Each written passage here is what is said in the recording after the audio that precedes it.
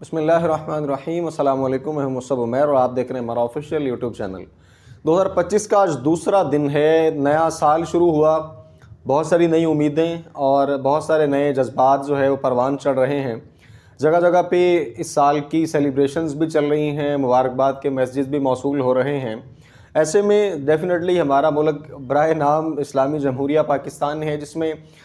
باقاعدہ طور پہ محرم الحرام میں شروع ہونے والے سال پہ کوئی سیلیبریشن نہیں ہوتی۔ یہ بالکل اسی طرح ہے جیسے 14 اگست 1947 کی یاد میں ہم 14 اگست کو تو جشن آزادی مناتے ہیں، لیکن 27 رمضان المبارک کو اللہ تعالیٰ نے یہ پاک سرزمین کا ٹکڑا دیا تھا، اس کو شاید ہم بھلا بیٹھے ہیں۔ بالکل اسی طرح شمسی سال جو ہے اس کی خوشی منائی جاتی ہے، اور قمری سال جو اسلامی سال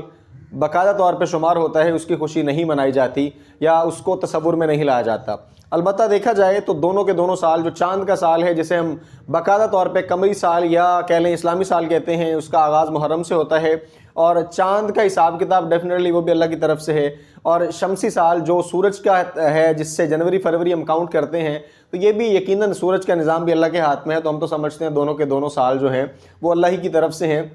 اور اس میں کسی کا کوئی عمل دخل نہیں ہے۔ باقاعدہ طور پہ اس سال پر ڈیفینیٹلی نوجوانوں کا ایک باقاعدہ طور پہ کریز ہوتا ہے اور نوجوانوں کا رخ ہوتا ہے۔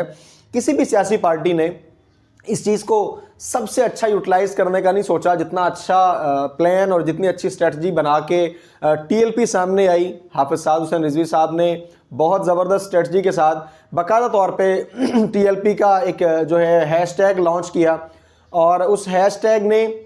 دیکھتے ہی دیکھتے اس نیو ایئر کی سیلیبریشن کے ساتھ ساتھ ٹی ایل پی کے نظریے کو بھی باقاعدہ طور پہ بڑھا کے لوگوں کے سامنے پیش کیا۔ انہوں نے نوجوانوں کے اس بات کو یوز کیا کہ باقاعدہ طور پہ ظاہری بات ہے نوجوان سلنسر اتار کے بائک چلا رہے ہیں، اپنی سیلیبریشنز کر لیں، تو کیوں نہ کہیں ان کے ان ساری ایکٹیویٹیز کے اندر، ان کے جوش و خروش کے اندر ٹی ایل پی کے نظریے کو بھی کھل کے پیش کیا جائے۔ ہمیں یہ بات ماننی ہوگی کہ وقت کے ساتھ ساتھ نوجوانوں کے اندر جو ہے سعد حسین رضوی صاحب کا ایک باقاعدہ طور پہ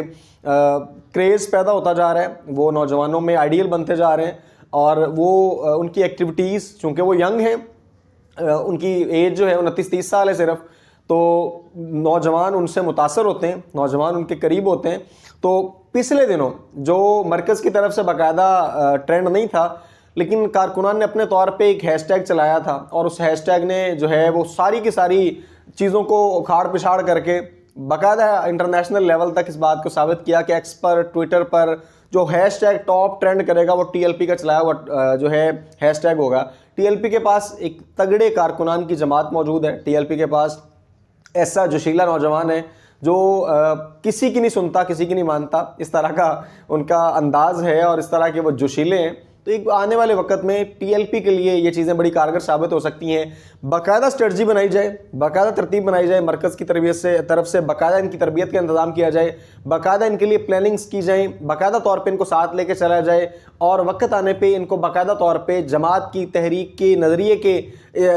کو اجاگر کرنے کے لیے ان کارکنان کو مؤثر اور مثبت طریقے سے استعمال میں لایا جا سکتا ہے۔ اور یقیناً سال نو کے آغاز پر جس طرح سے سعد حسین رضوی صاحب نے یہ ہیش ٹیگ چلوایا، ان کے ذہن میں اور بھی بہت سارے پلانز ہوں گے۔ اور سعد حسین رضوی صاحب کا انٹرویو ہم نے جب کیا تھا تو وہ انٹرویو ڈیفینیٹلی 12-15 منٹ 20 منٹ کا تھا، لیکن اس کے بعد آف دا ریکارڈ جو ہے آف کیمرہ ہم کو الحمدللہ 3-3.5 گھنٹے اکٹھے رہے، تو اس دوران ہم نے بہت سارے سوالات کیے۔ سعد حسین رضوی صاحب جو ہے وہ ان موجودہ حالات کے مطابق جو کنڈیشن ہم نے ان کی پائی، ہمیں فیل ہوا کہ وہ ڈیزرو کرتے ہیں کہ وہ پارٹی کے لیڈر ہوں، رہنما ہوں۔ اور علامہ فاروق الحسن صاحب سے بھی گزشتہ دنوں ہمارے ایک دوست صحافی نے سوال پوچھا کہ سعد حسین رضوی صاحب کی جو کہہ لیں عمارت ہے اس کے حوالے سے بات گشت چلتی رہتی ہے کہ جی کچھ رکن شورا کے اندر خلاف ہیں، تو انہوں نے آگے سے جواب بڑا مؤثر دیا، کہا بعض فیصلے ایسے ہوتے ہیں جو پارٹی کے فائدے کے لیے کرنے ضروری ہوتے ہیں۔ مثال کے طور پہ اگر خادم حسین رضوی صاحب کے بعد کسی اور کو امیر بنایا جاتا تو جماعت اس طرح سے اکٹھی نہ ہو پاتی جس طرح آج ہے، کیونکہ سعد حسین رضوی صاحب ظاہری بات ہے ایک تاثر ضرور جاتا ہے کہ جی جیسے باقی پارٹیوں میں موروثیت ہے اس میں بھی ہے، یہ اس طرح کے تاثر کی الگ پہلو ہے، لیکن دوسرا پہلو دیکھا جائے تو خادم حسین رضوی صاحب کے ساتھ جن لوگوں کو پیار ہے، محبت ہے، عقیدت ہے، یقیناً ان کے لخت جگر کے ساتھ بھی اس محبت کے ساتھ وہ قریب ہوں گے۔ تو سعد حسین رضوی صاحب نے بڑے کم وقت میں اپنے آپ کو منوایا، اور انہوں نے یہ فیل کروایا کہ وہ صرف ینگ اور چھوٹی ایج میں اس لیے نہیں امیر بنے کہ وہ خادم حسین رضوی صاحب کے بیٹے ہیں، بلکہ ان کا کردار، ان کے اعمال، ان کا طور طریقہ، ان کا چال چلن وہ ڈیزرو کرتے ہیں کہ وہ پارٹی کے امیر ہوں اور پارٹی کو زیادہ مؤثر طریقے سے لے کے چل سکتے ہیں۔ اب یقیناً آنے والا وقت جو ہے اس میں بڑی ساری تبدیلیاں آنے والی ہیں، اپوزیشن جماعتوں کے درمیان جو کھلبلی مچی ہوئی ہے بہت کچھ ہوگا، تو ٹی ایل پی کو اپنی اسٹریٹجیز اور پلاننگز کو بہتر کرنے کی ضرورت ہے، اور ٹی ایل پی کے ہی کچھ کارکنان جو پڑھے لکھے ہیں وہ اس بات کا مطالبہ بھی کرتے ہیں کہ ٹی ایل پی کو اپنے آپ کو اتنا ڈیولپ ضرور کرنا چاہیے کہ وہ نیشنل اور انٹرنیشنل لیول پہ جتنے بھی ایشوز ہیں ان پہ آواز بھی اٹھائے اور ان پہ ٹاک بھی کرے، اور اپنے جو اسپیشلسٹ ان کے پاس لوگ ہیں ان کو بھی سامنے لائے، تاکہ وہ جو ایک لیبل لگا ہوا ہے کہ یہ صرف مولوی لوگ ہیں، یہ صرف مسجد سنبھالنے والے ہیں، مدرسہ سنبھالنے والے ہیں، ان کو معیشت کے ایکسپرٹس کو بھی سامنے لانا چاہیے، ان کو آئی ٹی ایکسپرٹس کو بھی سامنے لانا چاہیے، اور ان کو پڑھے لکھے وہ لوگ جو موجود ہیں لیکن نظر نہیں آتے، کہیں نہ کہیں ان ساروں کو آہستہ آہستہ چیزوں کو کھول کے سامنے لانا چاہیے، تاکہ ایک مذہبی جماعت کا جو لوگو ہے اس میں سیاسی مذہبی جماعت دونوں کو کھل کے سامنے پیش کیا جائے، اور ایک مؤثر طریقے سے وہ اپنی اسٹریٹجی کو شو کر سکیں کہ اگر آنے والے وقت میں ان کو چانس ملتا ہے تو وہ اس ملک کی کس طرح سے خدمت کر سکتے ہیں۔ باقی حالات کو دیکھا جائے تو جو اس وقت مذاکرات ہیں، کوہاٹ گرینڈ جرگا جو ہے وہ ختم ہو چکا ہے اور باقاعدہ طور پہ معاہدہ طے پایا ہے، اور دونوں پارٹیوں کی طرف سے تقریباً کو 45 افراد کے سگنیچر ہو گئے ہیں، اور اس کے بعد باقاعدہ طور پہ سیز فائر کر دیا گیا ہے، اور جو بے دخل خاندان تھے جن کو کرم سے نکالا گیا تھا ان کو واپس لایا جائے گا، اور باقاعدہ طور پہ آئندہ کے لیے یہ طے پایا ہے کہ کوئی بھی قانون ہاتھ میں نہیں لے گا، اور اگر کوئی قانون ہاتھ میں لے گا تو اس کو باقاعدہ طور پہ گورنمنٹ جو ہے اس کے ساتھ نمٹ سکتی ہے، اور گورنمنٹ کے حوالے ان کو کیا جائے گا۔ اسی طرح سے اگر دیکھا جائے تو کے پی کے اندر جو ان کے بلدیاتی نمائندے ہیں انہوں نے احتجاج کیا گزشتہ روز، ان پہ پولیس کی طرف سے پھر دوبارہ سے کہہ لیں ایک سلسلہ چلتا آ رہا ہے، اس ملک کی روایت بن چکی ہے،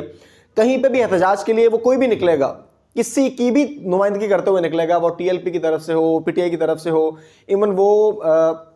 نون لیگ کی طرف سے ہو، تو جو اپوزیشن میں ہوگا، جو سامنے پولیس یعنی ڈیفینیٹلی جس کے ہاتھ میں وہ کنٹرول ہوگا تو وہ اس پہ لاٹھی چارج لازمی کرے گا، وہ اس کو مارے پٹے گا ضرور۔ تو اب ہمارے وزیر اعظم کے مطابق جو جاپان کا احتجاج ہے اوو والا، تو وہ تو یہاں پہ ہونے سے رہا، اور آپ کو اوو سے بھی اثر نہیں ہوتا، ان کو تو چلیں اوو سے اثر ہوتا ہوگا تو وہ اوو کر رہے تھے اور کام ان کے چل رہے تھے، تو وزیر اعظم کی خواہش ہے کہ یہاں پہ بھی اوو کیا جائے اور باقی چیزوں کو نہ روکا جائے۔ تو اگر یہ سارا کے سارے صورتحال دیکھی جائے کہ جو بلدیاتی نمائندے ہیں، یہ پی ٹی آئی گزشتہ دنوں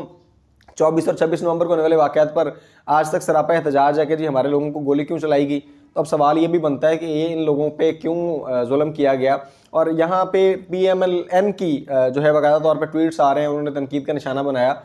کہ یہ واضح ثبوت ہے کہ پی ٹی آئی سے جو ہے ایک صوبے کی گورنمنٹ سنبھالی جا رہی ہے، اور یہ باقی معاملات میں ہر جگہ پہ ٹانگ پھنسانے کو پھر رہے ہیں۔ اس کا جواب بھی پی ٹی آئی کی طرف سے ایک فوکل پرسن نے دیا، اور اس نے کہا کہ جی یہ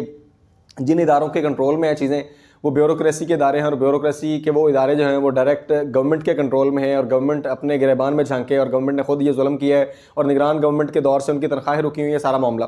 دیکھنا یہ ہے کہ یہاں پہ احتجاج کی صورتحال جو ہے وہ ہر دوسرے شعبے میں ضرورت پڑتی ہے، ہر دوسرے دن کوئی نہ کوئی گروپ باہر آیا ہوتا ہے۔ کراچی کی صورتحال آپ کے سامنے، کراچی پورا بند پڑا ہے، اور کرم میں جو معاملات ہیں وہ سارے کے سارے صورتحال آپ کے سامنے، ملک آہستہ آہستہ کس طرف جا رہا ہے، یہ ساری چیزیں آنے والے وقت میں مزید کلیئر ہو کے سامنے مزید آ جائیں گی۔ اب اگلی بات یہ ہے کہ عمران خان صاحب کے ساتھ مذاکرات، ایک طرف بات کی جا رہی ہے کہ جی خان صاحب جو ہیں وہ ڈیل کے لیے تیار نہیں ہو رہے، اور وہ کہتے ہیں کسی صورت ڈیل نہیں لوں گا۔ دوسری طرف گورنمنٹ جو ہے وہ ظاہر کرتی ہے کہ ہم نے تو خان صاحب کو ڈیل کا کہا ہی نہیں، ہم ڈیل کے لیے بولیں گے تو ڈیل وہ کریں یا نہ کریں۔ یہ دیکھیں ایک اسپیکٹ ہے، گورنمنٹ کہیں نہ کہیں یہ اسٹیٹمنٹس بھی دیتی ہے کہ ہمیں جی لکھ کے دیں کہ آپ جو ہے آپ کے مطالبات کیا ہیں۔ ان مطالبات میں ظاہری بات ہے جو 3 بڑے مطالبات پی ٹی آئی کی طرف سے آتے ہیں، ایک تو سیاسی قیدیوں کو رہا کیا جائے، ایک جو ہے 9 مئی کے حوالے سے ایک آزاد کمیشن بنایا جائے اور وہ تحقیقات کرے، پھر اسی طرح سے 24-26 نومبر کو جو واقعہ پیش آیا اس کی آزاد تحقیقات ہونی چاہیے، اور 8 فروری والے الیکشن والا معاملہ بھی ہے اس کو، یعنی یہ 2-3 چیزیں وہ کھول کے سامنے لاتے ہیں۔ اب جیسے ہی یہ مطالبہ ہوگا کہ سیاسی قیدیوں کو رہا کیا جائے تو یہ شور مچا دیں گے کہ یہ دیکھیں جی این آر او مانگ رہے ہیں، حالانکہ پچھلے دنوں سینیٹر مشتاق صاحب نے کہا تھا کہ این آر او گورنمنٹ کے لوگ جو ہیں وہ عمران خان سے مانگ رہے ہیں کہ وہ این آر او ہمیں دیں۔ تو یہ خان صاحب جو ہیں وہ کہتے ہیں اگر ہمیں رہائی چاہیے بھی تو کہتے ہیں مجھے رہائی نہیں چاہیے، باقی سیاسی قیدیوں کو چھوڑ دیا جائے اور میں جیل بھگتوں گا اور میں گھر جانے کو تیار نہیں ہوں، میں باقاعدہ طور پہ جیل میں رہوں گا۔ ڈیل کس سینس میں ہو سکتی ہے؟ دیکھیں ڈیل اس سینس میں ہو سکتی ہے، گورنمنٹ کی پالیسی ہے کہ ہمیں 5 سال پورے نہیں کرنے دیے جاتے تو چلیں 4 سال کم از کم ہمیں گزارنے دیے جائیں، اور اس میں لینا دینا کس سینس میں ہو، ہم آپ کو دیں گے آزادی اور آپ سے ہم لیں گے خاموشی. یعنی خان صاحب کو باہر اس شرط پہ نکالا جائے گا کہ خان صاحب جو ہے 4 سال کی گورنمنٹ پوری ہونے دیں گے اور خان صاحب خاموش رہیں گے, اور خان صاحب کو اس کے بدلے میں ہم آزادی دیں گے, یعنی خان صاحب ہماری طرف سے آزاد ہوں گے. لیکن خان صاحب کی خاموشی تو سب سے بڑا سوالیہ نشان ہے. خان صاحب سے یہ کہا جاتا ہے کہ وہ خاموش ہوں تو انہیں آج آزاد کر دیا جاتا ہے. خان صاحب کہتے ہیں میں نکلتے ہی احتجاج کروں گا, میں پرامن رہوں گا, لیکن میں احتجاج کروں گا, پورے ملک میں جلسہ جلوس کروں گا, اور میں دوبارہ سے عوام کو اپنے حق کے لیے ابھاروں گا, اور میں عوام کو لے کے کھڑا ہو جاؤں گا. تو یہ ساری کی ساری صورتحال چل رہی ہے. اس میں خان صاحب کا حالیہ دنوں ایک بیان یہ بھی آیا تھا کہ جو طاقتور حلقے ہیں وہ میرے سے گارنٹی مانگ رہے ہیں کہ میں باہر آؤں گا تو میں ان کو ہاتھ بالکل نہیں ڈالوں گا. تو یہ کیسے پاسبل ہے کہ خان صاحب جو ہے 2018 میں لانچ بھی اسٹیبلشمنٹ کی طرف سے کیے گئے, اور اب جو ہے اسٹیبلشمنٹ کو خطرہ ہے کہ وہ باہر آنے کے بعد, جیسے ڈونلڈ ٹرمپ جو ہے وہ اسٹیبلشمنٹ کے خلاف تھے اور وہ قیادت میں آ گئے, اور اس طرح سے خان صاحب کا بھی ذہن ہے کہ میں اسٹیبلشمنٹ کے اینٹی ہوں اور میں بھی اقتدار میں آ جاؤں گا.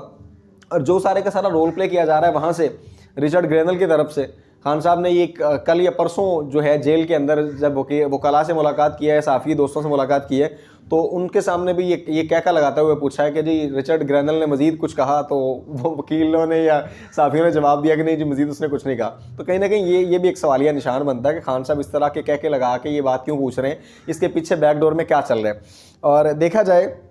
تو نئے سال کی سیلیبریشن کے لیے جو نوجوان جگہ جگہ پہ نکلے ہوئے تھے باہر, انہوں نے بھی اسلام آباد میں ہو, فیصل آباد میں ہو, کراچی میں ہو یا مختلف پاکستان کے شہروں میں ہو, ان نوجوانوں نے پی ٹی آئی کے جھنڈے کئیوں نے اٹھا رکھے ہیں, انہوں نے بھی خان کے نعرے بار بار لگائے ہیں, انہوں نے بھی آئی پی ٹی آئی اور اس ملک کو کون بچائے گا, عمران خان وٹ ایور, اس طرح کے نعرے. یہ بات کلیئر ہے, آپ کو ماننا پڑے گا چاہتے نہ چاہتے ہوئے کہ اس ملک کے اندر اگر سب سے پاپولر کوئی جماعت ہے تو وہ پی ٹی آئی ہے. وہ ٹھیک ہے غلط ہیں, یہ ایک الگ ڈیبیٹ ہے پوری کی پوری. انہوں نے اپنی حکومت میں آ کے کیا کیا تھا یہ ایک الگ ڈیبیٹ ہے. خان صاحب کس جگہ پہ یو ٹرن لے گئے یہ ایک الگ ڈیبیٹ ہے. خان صاحب وزیر اعظم بننے کے وقت خان صاحب نے جو 1.5 گھنٹے کی تقریر کی تھی وہ وی این سارا کیا تھا, اور بعد میں 3 سال 8 ماہ میں پرفارم کیا کیا, یہ ایک الگ ڈیبیٹ ہے. لیکن یہ بات کلیئر ضرور ہے کہ خان صاحب کے نظریے پہ لوگ کھڑے ہوتے ہیں, خان صاحب کی کال پہ لوگ کھڑے ہوتے ہیں, خان صاحب کے نام پہ لوگ کھڑے ہوتے ہیں, اور خان صاحب کی فوٹو پہ لوگ جان دیتے ہیں. اور اس ملک کے اندر یہ حقیقت ہے کہ اگر کوئی پہلی نمبر پہ کوئی پارٹی ہے جن کا عوام کے اندر مینڈیٹ موجود ہے تو وہ عمران خان ہے. اور اس کے بعد کہیں نہ کہیں اگر اسلامی جماعتوں میں بات کی جائے تو ٹی ایل پی کا ایک بڑا نام جو ہے موجود ہے, اور ٹی ایل پی نے باقاعدہ طور پہ اس سال کے آغاز میں اپنے آپ کو دوبارہ سے منوایا ہے. آنے والا وقت مزید حالات کو کس طرف لے کے جاتا ہے, جیسے کہ مزید پیش رفت ہوتی ہے, مزید کوئی نئی خبریں آتی ہیں, آپ کی خدمت میں دوبارہ حاضر ہوں گے. اپنا بہت سارا خیال رکھیے گا, آئندہ ملیں گے انشاءاللہ ایک نئی ویڈیو کے ساتھ. تب تک کے لیے السلام علیکم.